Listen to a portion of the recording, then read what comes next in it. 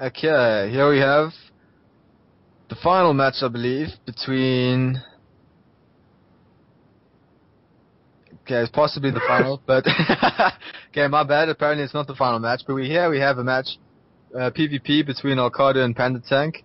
Pandatank from Ventus, Alcardu from DNA, on TSL3 Crossfire. So, should be an interesting match. Nice big map, so... Although I suppose in PvP doesn't matter too much with the pylons and warp in, so we'll see what they decide to go. 4-gate has been nerfed slightly, so quite possibly you won't see a 4-gate versus 4-gate battle, so we'll have to see what they're interested in going. Yeah, I'm actually quite excited about this, really.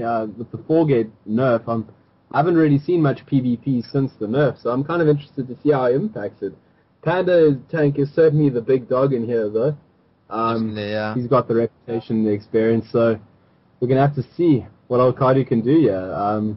He's going to have to think of something. I think he's going to win more in build order here, or sneaky tactics, than just sheer outright brute force. So we're going to have to see what card he can play against this tank. Yeah.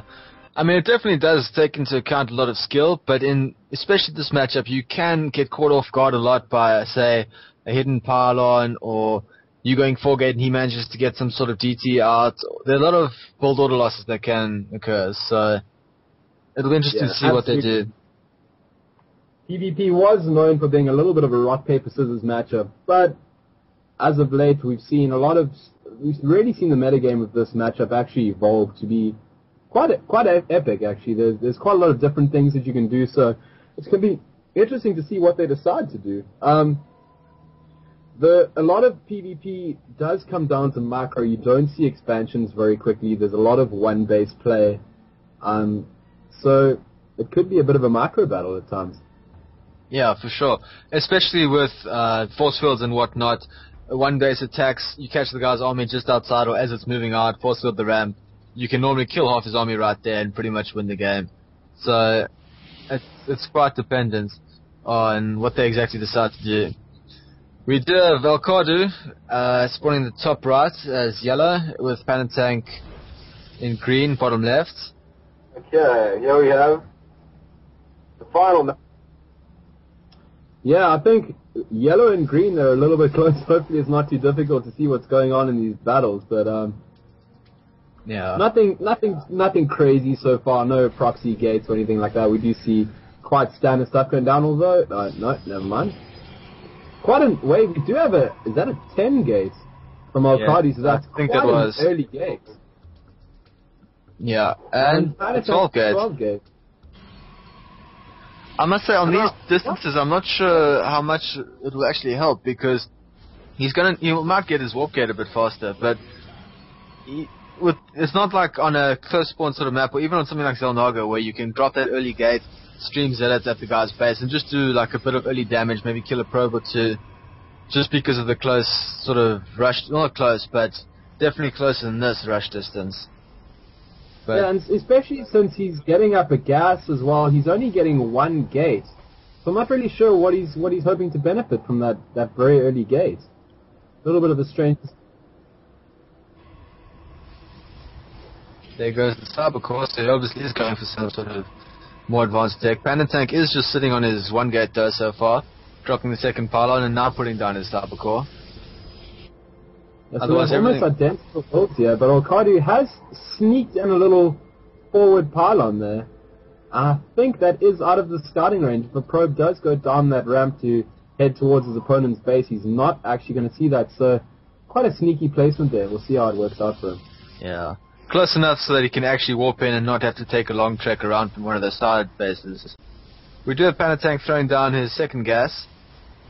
Still sitting on one gate. Both are actually taking their second gas, sorry. With Alcardu not getting his warp, both of them getting warp gate and chronoing out. So, as you said, very sort of similar builds at the moment, with Alcardu just going slightly earlier gate. Yeah, I'm quite surprised to see such a quick second gas, because I thought he was kind of going for an aggressive warp gate build here. But that's kind of a 4-gate like we were saying before, but I wouldn't expect to see such a fast second gas for that.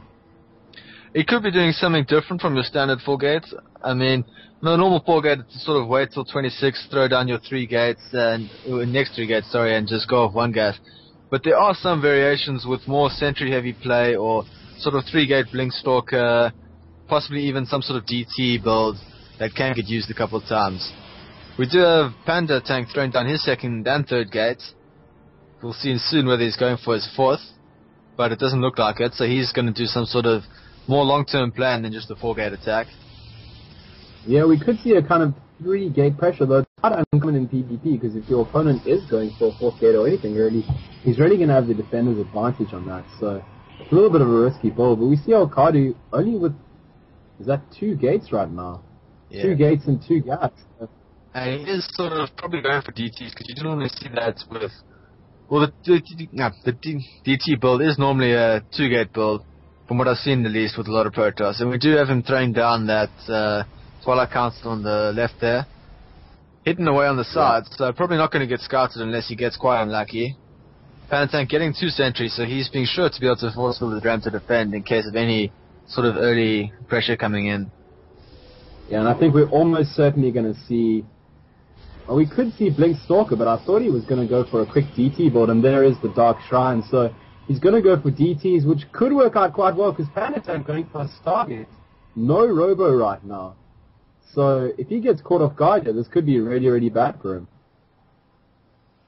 So it looks like Alcardu is going to use that forward pylon to warp in some DTs with the hidden pylon tech over here, so certainly going for a little bit of an unorthodox build here, trying to catch his opponent off guard on 2 fronts.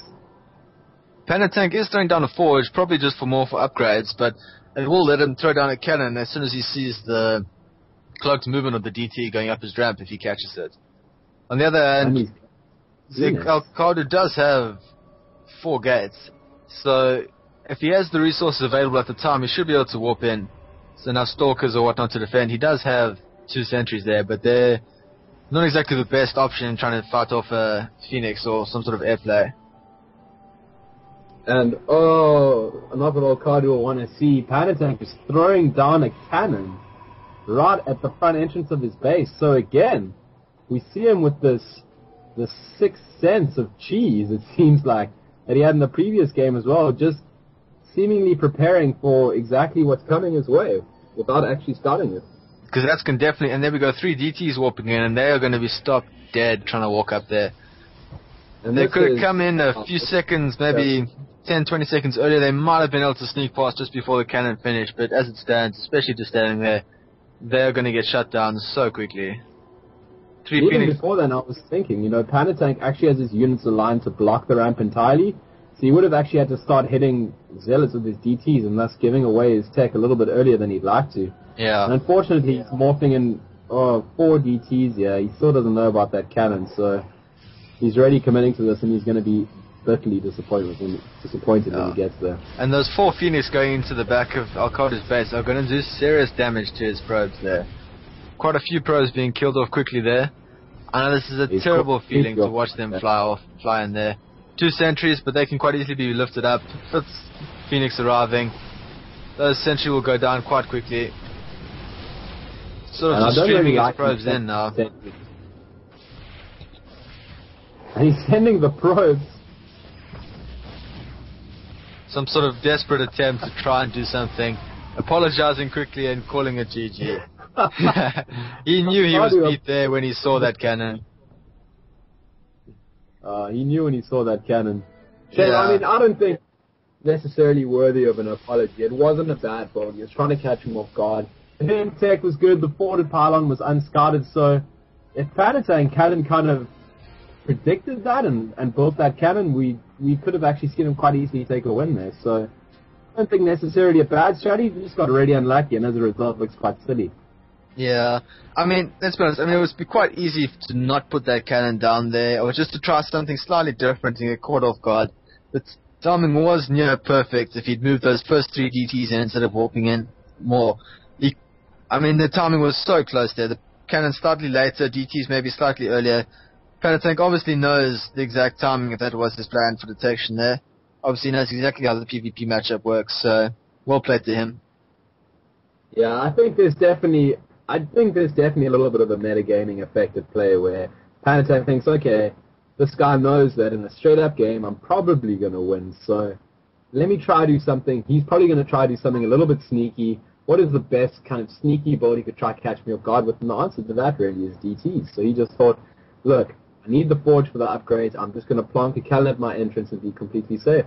Yeah. And it paid dividends for him. And as with the Alcardu game, when Alcardu did, Warlord Zim against Pandatank, when he did the 5 racks, it's another one of those builds where it can be very effective if you manage to pull it off, completely dominate your opponent, but if it fails horribly. You just die against his defenses, and there's nothing you can really do. You go down hard. That is the unfortunate side effect of those cheesy builds, is that you pull it off, you look like a genius, and if you don't, you look like you got stomped. Yeah, exactly.